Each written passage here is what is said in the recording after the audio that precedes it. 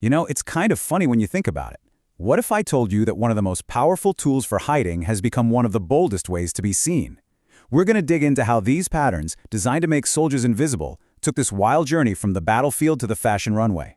It's a fascinating story about survival, art, and style. So this is the big question, right? How do you actually become invisible? And for centuries, this wasn't about looking cool. It was about staying alive.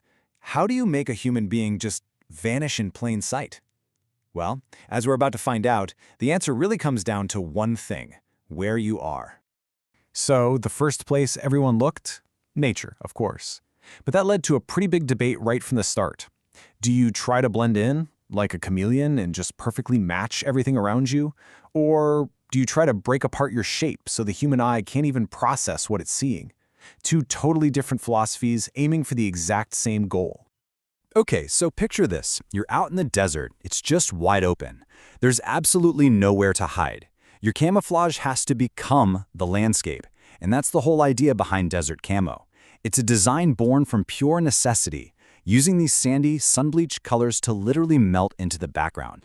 And man, this quote just hits it right on the head. This isn't just clothing. We're talking about a lifeline. When you're in that kind of environment, your uniform is your armor. The design had to be perfect, because out there, you don't get a do-over. What's so cool here is you can literally see the evolution happening. You start with that famous chocolate chip pattern from the Gulf War. We've all seen that one.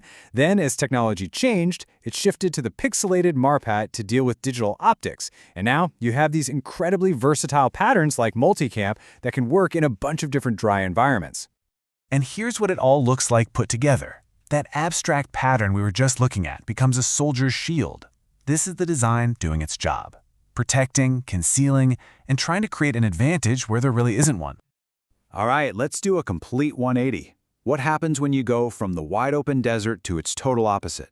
We're trading that sand and sun for deep shadows and dense foliage. We're headed into the jungle, where the rules for hiding are completely different. And this is the jungle's answer: tiger stripe. This pattern is a whole different animal.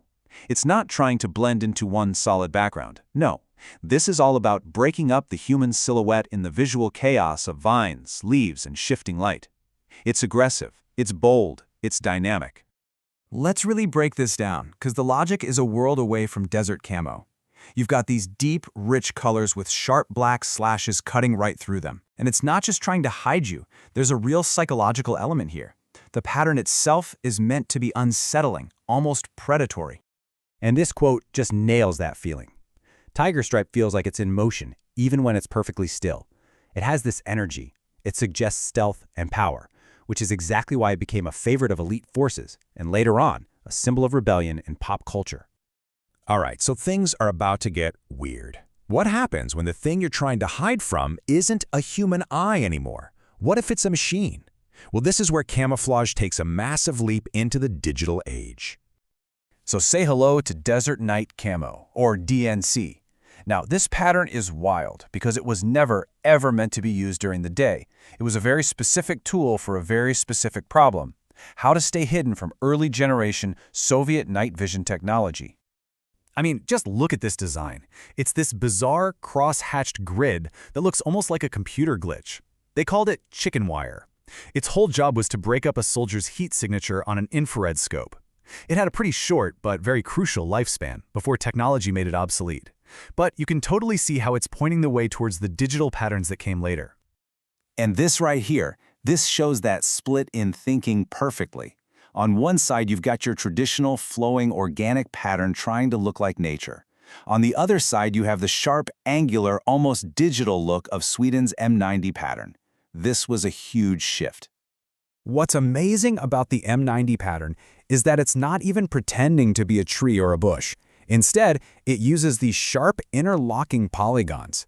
The goal wasn't to look like a forest, but to completely confuse the eye and optical sensors by just shattering the wearer's outline into something unrecognizable.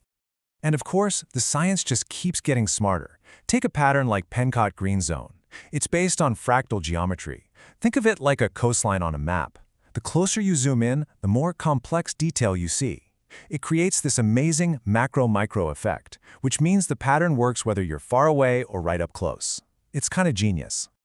So we've seen these super specialized patterns for different places and different technologies, but what about a pattern that was just so effective that it basically became a global standard? Well, that's the story of DPM. DPM stands for Disruptive Pattern Material, and the name really tells you everything. The British developed it in the late 60s, and its entire philosophy was just visual disruption. It used these sharp, high-contrast colors to break up a soldier's silhouette from a distance, and it worked like a charm, especially in woodland environments. And because it was so successful, it didn't just stay in Britain. Oh no, DPM became one of the most influential and copied patterns in history. You had countries all over the world adopting it, maybe changing the colors a bit for their own deserts or jungles, but they kept that core disruptive idea. And this brings us to the final and maybe most surprising chapter in the story. How in the world did these incredibly functional, life-saving designs make the jump from the battlefield to the fashion runway? And the answer is, well, it's everywhere now, isn't it? From high fashion collections to streetwear, skate culture, music videos, you name it. Camouflage became a symbol of authenticity, of rebellion, and every group that adopted it gave it a new meaning. The pattern designed to hide you suddenly became a powerful way to be seen. And that's the great paradox here. The very tool created for concealment is now used to stand out. To make a statement, it's a statement about being rugged, maybe a little defiant, a connection to this whole legacy of strength and survival. So I'll leave you with this thought. The next time you see someone wearing camouflage, or maybe even put it on yourself, ask this question. Am I trying to blend in, or am I trying to stand out? It's a question that really gets to the heart of what it means to be seen in our world today.